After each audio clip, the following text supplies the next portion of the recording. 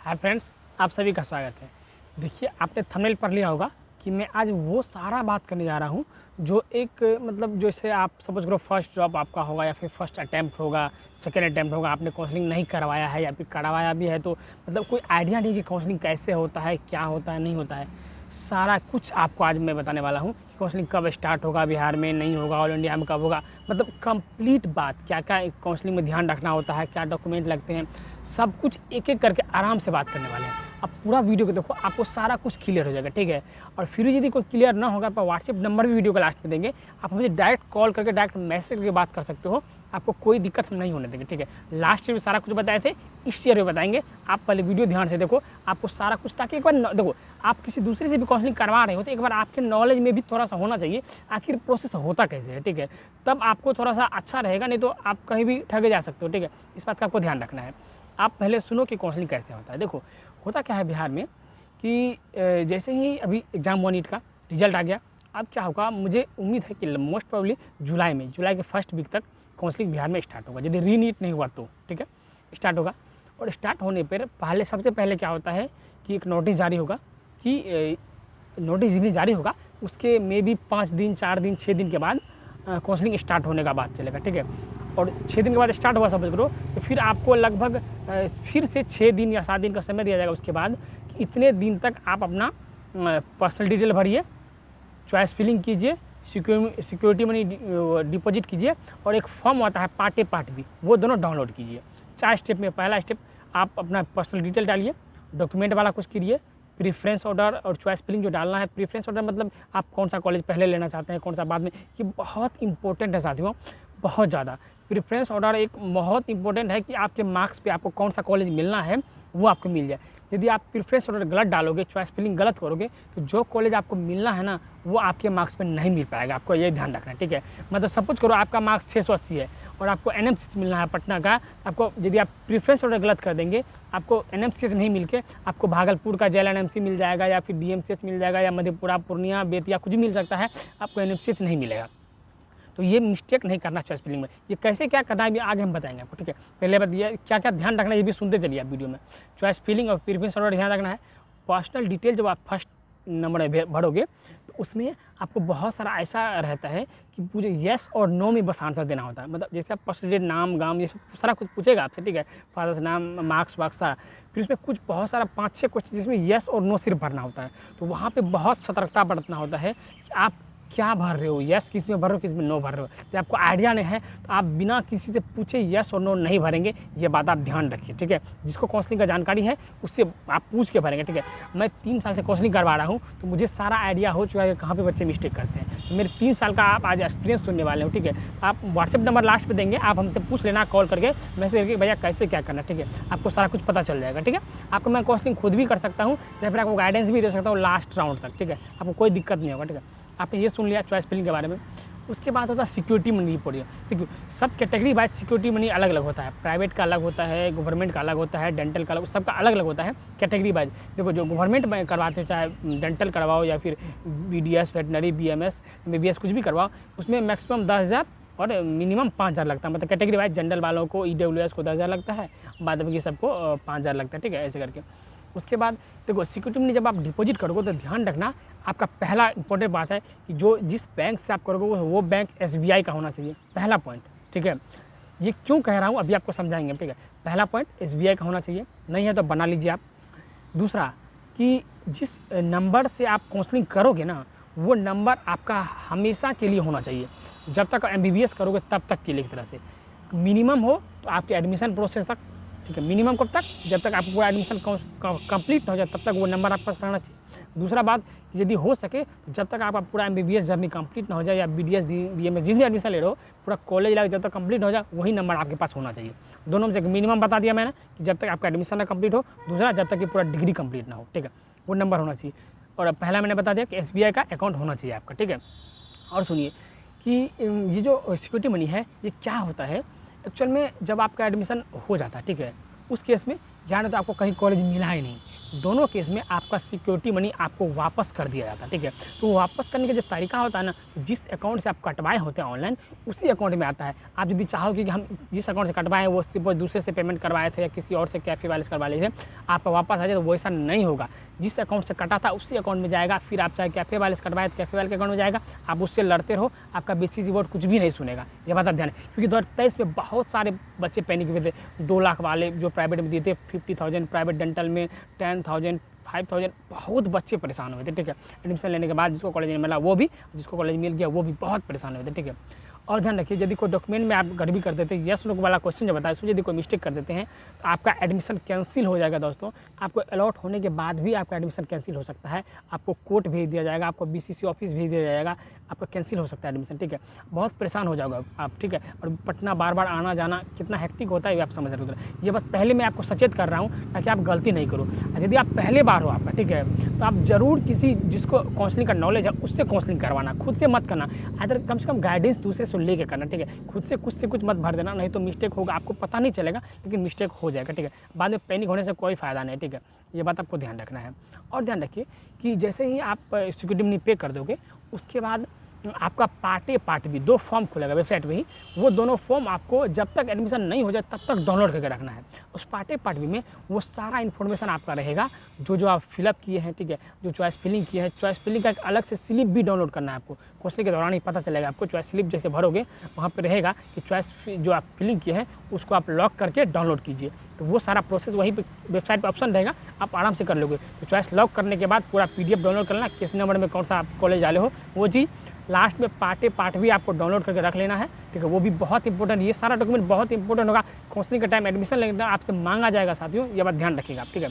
उसके बाद जब आप एडमिशन लेने आओगे तो ये डॉक्यूमेंट चॉइस फिलिंग, पार्ट भी, और वेबसाइट से क्या होता है, जब काउंसलिंग स्टार्ट होता है उसी टाइम वेबसाइट पे एक बायोमेट्रिक का फॉर्म आता है। बायोमेट्रिक करने का मतलब है उसमें आपका थंब इम्प्रेशन, जैसे एग्जाम सेंटर में लिया गया था ना, उसी का वेरिफिकेशन होता है एडमिशन टाइम में, ठीक है। जो थंब इम्प्रेशन आपका मतलब जैसे एग्जाम जब देने गए थे आप, थंब इम्प्रेशन आपका लगा होगा, वही थंब इम्प्रेशन आपको यहाँ पे फिर से देना पड़ेगा। कब? एडमिशन के टाइम में। उसके लिए बायो चेक स्लिप एक होता है, वो वेबसाइट से डाउनलोड करके आपको कुछ में रोल नंबर ये सब भरना होता है, ठीक है।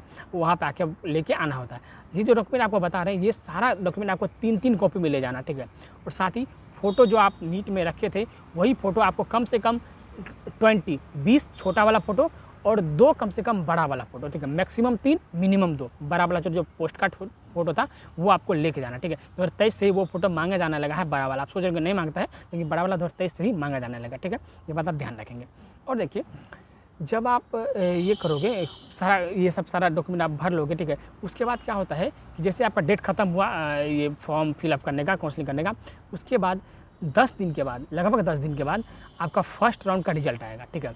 उसमें आपको बताएगा कौन सा कॉलेज मिला, कौन सा नहीं मिला। यदि आपको कॉलेज मिल गया तो आपको डेट दिया जाएगा, उस डेट में आप मतलब उसी, जैसे सपोज करो आज रिजल्ट आया फर्स्ट राउंड का, उसी के अगले कल और परसों होके 2 दिन आपको समय दिया जाएगा। आपको 2 दिन में कॉलेज रिपोर्ट करना है, ठीक है। कॉलेज रिपोर्ट करना है, सारे डॉक्यूमेंट का लिस्ट आपको हम बता देंगे इसी चैनल पे, आप सब्सक्राइब करके रख लो। आपको काउंसलिंग का सारा अपडेट एक-एक करके मिलता रहेगा साथियों, ये बात ध्यान रखेंगे आप, ठीक है। सारा अपडेट मिलेगा। जैसे फर्स्ट राउंड का रिजल्ट आएगा आपको पता चल जाएगा, ठीक है, मैं अपडेट कर दूंगा, पता चल जाएगा। आपको उसी 2 दिन के अंदर आपको जाना है। ध्यान रखिएगा जिस दिन आपका रिजल्ट आएगा उसी के नेक्स्ट डे आप चले जाइए, ताकि यदि कोई दिक्कत आपको होगा ना काउंसलिंग, वहाँ पे आपके पास कम से कम 1 दिन समय रहेगा करवाने का। उसके बाद आपको समय नहीं दिया जाएगा, ठीक है, ये ध्यान रखिएगा। तो जैसे आप जाओगे कॉलेज तो आपके पास फर्स्ट राउंड का रिजल्ट आ गया, आप कॉलेज चले गए एडमिशन लेने के लिए। अब आपको सपोज करो फर्स्ट राउंड में भागलपुर मेडिकल कॉलेज मिला, ठीक है। और आपने फिर फर्स्ट राउंड में 5 नंबर में भागलपुर रखा था, ठीक है। ऊपर से 1 नंबर में PMCH, 2 में IGMS, ऐसे कुछ रखा था, लेकिन 5 नंबर में आप भागलपुर रखे थे। आपको भागलपुर नहीं लेना था, लेकिन आपको भागलपुर अलॉट हुआ है। अब आप चाह रहे कि नहीं भागलपुर से ऊपर वाला कॉलेज जो PMCH, NMC वो सब लेना है, तो आपको क्या करना है, फर्स्ट राउंड में ही वहाँ अपग्रेड का ऑप्शन आता है। जिस समय अलॉटमेंट लेटर आप डाउनलोड करोगे, ठीक है, जैसे फर्स्ट राउंड रिजल्ट आएगा आपको अलॉटमेंट लेटर डाउनलोड करना है, वो भी लेके जाना है आपको कॉलेज में। तो लेटर डाउनलोड करने के बाद आपसे वहाँ पूछा जाएगा अपग्रेड करना चाहते हैं या फिर एडमिशन लेना चाहते हैं। यदि आप उसी वो कॉलेज आपका मन पसंदीदा कॉलेज है, आप लेना चाहते हैं आप ले सकते हैं। यदि नहीं लेना चाहते हैं आप वहाँ पे अपग्रेड वाला ऑप्शन चूज करेंगे। मैं स्टेप बाय स्टेप करके दिखाऊंगा फ़ोन से, टेंशन नहीं लेना आपको, ठीक है। आप बस चैनल सब्सक्राइब कर लोगे, आपको सारा नोटिफिकेशन मिलता रहेगा, ठीक है। तो जैसे आप अपग्रेड कर दोगे उसके बाद क्या होगा ना कि कॉलेज आप जाओगे तो वहाँ पे भी आपसे पूछा जाएगा अपग्रेड करना चाहते हैं या फिर एडमिशन लेना। आप बता दोगे कि मुझे अपग्रेड करना है। अपग्रेड करने का मतलब है कि जिसे आपको 5 नंबर का कॉलेज मिला है ना, उससे पहले जो 4 कॉलेज ऊपर डालो, नीचे क्या डालो उस मतलब नहीं, 12 कॉलेज गवर्नमेंट का है, नीचे से क्या कोई मतलब नहीं है। आप 5 नंबर से ऊपर 1 2 3 4 में क्या कॉलेज डाले हो, वही कॉलेज में से कोई कॉलेज आपको अलॉट होगा। यदि नहीं हुआ आपका पहले वाला कॉलेज ही रह जाएगा। ऐसा नहीं कि पहले वाला कॉलेज भी चला जाएगा, नहीं, अपग्रेड करने से पहले वाला कॉलेज तो रहेगा ही। यदि अच्छा आपका मार्क्स हुआ आपको उससे ऊपर वाला कॉलेज मिलेगा, नहीं तो पहले वाला कॉलेज ही रह जाएगा, ये ध्यान रखना, ठीक है। फिर सेकंड राउंड का रिजल्ट आएगा, मान लो चला गया आप, ठीक है। फिर अपग्रेड करने के बाद क्या होता है, फिर सेकंड राउंड का रिजल्ट आता है।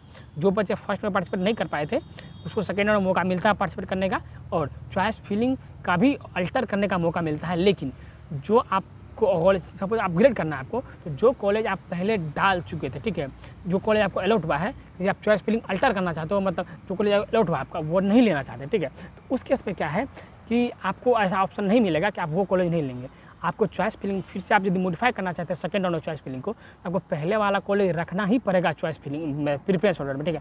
और सब आप रखो ना रखो कोई मतलब नहीं, लेकिन जो कॉलेज आपको अलॉट हुआ है वो कॉलेज आपको रखना ही पड़ेगा, ये बात आप ध्यान रखेंगे, ठीक है, चॉइस फिलिंग में। इसीलिए चॉइस फिलिंग करते टाइम बहुत ध्यान रखना है कि कैसे आपको चॉइस फिलिंग करना है कि अपग्रेड करते टाइम आपको कोई दिक्कत ना हो। इसीलिए हम कहते हैं जिसको काउंसलिंग का नॉलेज है उससे आप जरूर एक बार गाइडेंस लीजिएगा, ठीक है, ये बात ध्यान रखिएगा। आप मुझे व्हाट्सएप कीजिएगा, मैं भी आपका पूरा हेल्प करूँगा, कोई दिक्कत आपको नहीं होगा, ठीक है, आपको ध्यान रखना है इस बात। फिर सेकंड राउंड का रिजल्ट आएगा, आपको अपग्रेड होना होगा तो हो जाएगा, नहीं होना होगा फिर से आपको कॉलेज जाना है, वहाँ जाके फिर से आपको अपग्रेड, फिर थर्ड राउंड के लिए फिर अपग्रेड करना है। तो 3 राउंड अपग्रेड होता है, ठीक है। आपको क्या करना है, फिर से बोलना है सर मुझे अपग्रेड करना है एक बार और। आप फिर से अपग्रेड कर सकते हो, एडमिशन भी ले सकते हो। आपको पेमेंट नहीं देना पड़ेगा यदि आप अपग्रेड करोगे तो। फर्स्ट राउंड अपग्रेड होगा फिर पेमेंट नहीं लगेगा, आपको सिर्फ डॉक्यूमेंट वेरीफाई होगा। सेकेंड राउंड में भी पेमेंट नहीं देना पड़ेगा, सिर्फ डॉक्यूमेंट वेरीफाई होगा। और थर्ड राउंड में जाके आपको जो कॉलेज फाइनली रह जाएगा, चाहे पहले वाला रहे या फिर अपग्रेड हो गया अच्छा कॉलेज मिले, आपको एडमिशन लेना पड़ेगा, उसी दिन आपको पेमेंट करना पड़ेगा। ये बात आप ध्यान रखेंगे सारा कुछ, ठीक है। और पेमेंट सारे गवर्नमेंट कॉलेज का 40,800 लगभग हो गया है, ठीक है। और IGMS और ESIC वीटा का अलग है, उसका मैं डिटेल वीडियो पूरा कैसे कैसे IGMS का क्या फैसिलिटी है कि ESIC वीटा में क्या क्या बात है सारा कुछ बताएंगे। आप चैनल सब्सक्राइब करके रख लो, आपको वो सारा इन्फॉर्मेशन भी मिलता रहेगा, ठीक है। और ध्यान रखिएगा कि बिहार में जो कट ऑफ होता है ना यार, ये कट ऑफ थोड़ा सा दूसरे तरीके से बनता है। क्या होता है ना कि बिहार का अपना जैसे आपसे काउंसलिंग स्टार्ट होगा उसी टाइम आपसे पहले मार्क्स मांगा जाएगा नीट का, ठीक है। उसके बाद ना मेरिट लिस्ट जारी होगा यहाँ पे, ठीक है। और उस मेरिट लिस्ट में आपको बताएगा कि बिहार के जितने बच्चे नीट दिए थे, ठीक है, उतने बच्चे में से आपका कितना रैंक है, आपके कैटेगरी में कि जितने बच्चे दिए थे उसमें आपका कितना रैंक है, और बिहार में जितने बच्चे नीट दिए थे सारे कैटेगरी में उस सारे मिला के भी आपका कितना रैंक है, ये भी आपको बताएगा। और उसी रैंक के अकॉर्डिंग आपको कॉलेज मिलेगा, ठीक है, ये आप ध्यान रखना। ऑल इंडिया रैंक मार्क्स से कोई मतलब नहीं है, और वेबसाइट पे भी वही रैंक शो करता है ये बिहार वाले कि कौन से मेरिट लिस्ट पे जो रैंक आता है बिहार का, उसी रैंक से किसको कॉलेज की कौन सा ओपनिंग रैंक है, कौन सा क्लोजिंग रैंक है, ठीक है। आपको AIR और मार्क्स पता नहीं चलता है, ठीक है। ये बात आप बहुत अच्छे से ध्यान रखेंगे साथ, ठीक है। तो ये सारा बात मोटा मोटी हमने काउंसलिंग के बारे में आपको बताया। और जैसे ही एडमिशन आपका पूरा कंप्लीट हो जाएगा आप घर आएंगे, फिर उसके बाद कुछ बार नोटिस जाएगा, आपका एडमिशन होगा, ठीक है। ये सारा बात था। और अभी यदि आप काउंसलिंग फर्स्ट टाइम आप सपोज करो करवा रहे हैं, ठीक है, या फिर आपको पहले भी मैंने बताया कि यदि आप फर्स्ट टाइम करवा रहे हैं या फिर कोई तरह का आपको दिक्कत लग रहा है काउंसलिंग में, आपसे नहीं हो पाएगा या डर लग रहा है, तो आप प्लीज़ आप खुद से काउंसलिंग मत करना, ठीक है। आप किसी दूसरे आपके जो भी कलीग्स होंगे जो पहले से MBS कॉलेज में होंगे या कोई भी मेडिकल कॉलेज, किसी मेडिकल VDS वेटनरी कहीं भी होंगे, आप उससे ज़रूर एक बार पूछ लेना कि कैसे भैया क्या करना है। आप बिहार में BAMS वेटनरी और BDS और इसका MBBS में BCC बोर्ड करवाती है, जिसमें BMS का छोड़ के वेटनरी, MBBS और BDS तीनों का काउंसलिंग एक साथ होता है, ठीक है। तो ये भी आपको ध्यान रखना है कि तीनों आप चॉइस फिलिंग में सारा कॉलेज डाल सकते हो। ऐसा नहीं कि कोई कॉलेज डालोगे, सारा कॉलेज आप चॉइस फिलिंग में डाल सकते हो, कोई दिक्कत नहीं, ठीक है। अभी हम आपको अपना व्हाट्सएप नंबर दे रहे हैं, ठीक है। और व्हाट्सएप नंबर देने के साथ साथ आपको हम ये भी बता देते हैं कि आपको कैसे मेरे से आप कांटेक्ट कर सकते हो, ठीक है। सारा कुछ अभी हम आपको बता देंगे, आप हमको व्हाट्सएप पे कांटेक्ट कर लेना, आपका सारा कुछ क्लियर हो जाएगा, ठीक है। अभी हम व्हाट्सएप नंबर स्क्रीन पे दिखा रहे हैं, आप एक बार देख लो, चलो ठीक है। ये अभी हम आपको पर्सनल काउंसलिंग यदि आप हमसे करवाना चाहते हैं तो क्या कंडीशन है, थोड़ा सा भी आपको हम समझा देते हैं। यहाँ आप एक बार देख लीजिए, आपको सारा कुछ समझ आ जाएगा, ठीक है। आप एक बार देखो आप ये पढ़ो क्या लिखा हुआ है। अभी आपको व्हाट्सएप नंबर भी अपना देंगे हम, आप उस पर भी हमसे कॉन्टैक्ट कर सकते हो। पहले आप कंडीशन देख लो काउंसलिंग का क्या है यहाँ, ठीक है। अब अगर पढ़ लो, यहाँ पे सारा कुछ मैंने लिख दिया है। और यहाँ पे इससे अब बहुत फ़ायदा, क्योंकि मैं 3 साल से काउंसलिंग करवा रहा हूँ ना, तो सारा कुछ मुझे आइडिया हो चुका है, ठीक है। प्रेफरेंस ऑर्डर कैसे बनाना है, किस मतलब प्रेफरेंस ऑर्डर में क्या क्या चीज़ देखना चाहिए, नहीं सारा कुछ A to Z इन्फॉर्मेशन आपको हम देंगे, ठीक है। आप एक बार इससे देख लो, पढ़ लो। और इतना अफोर्डेबल है ये, आपको बहुत मतलब मज़ा आ जाएगा, ठीक है। आप देखो एक बार, ठीक है। इतना कुछ कर रहे हैं तो थोड़ा वो तो चार्ज चाहिए, और आपके लिए बहुत ज़्यादा अफोर्डेबल हो जाएगा ये, ठीक है। अब इसको भी एक बार देख लीजिए। ये तब है जब आप काउंसलिंग नहीं करोगे, मैं आपका काउंसलिंग ही कर दूंगा, ठीक है, खुद से अपने फ़ोन से अपने लैपटॉप से, उस केस में ये है, ठीक है। मुझे उम्मीद है आप ये सब देख के आपको सारा कुछ समझ आ गया होगा। अभी हम आपको व्हाट्सएप नंबर दे देते हैं, कहीं कहाँ दूँ, अभी आपको मैं यहाँ नीचे लिख देता हूँ, ठीक है। आप यहाँ देखो 9065376978 9065376978। इस पे मुझे कांटेक्ट करके आप हमें बोल देना, बस व्हाट्सएप करना है इस पे, ठीक है, और बोल देना कि भैया मुझे जो ये करवाना है, ठीक है, काउंसलिंग करवाना है आपसे, ठीक है। आपको मैं सारा कुछ यहाँ पे बता दूंगा, ठीक है। चलिए, यहाँ तक देखने आपका बहुत बहुत धन्यवाद। मिलते हैं फिर नेक्स्ट वीडियो में। Bye bye.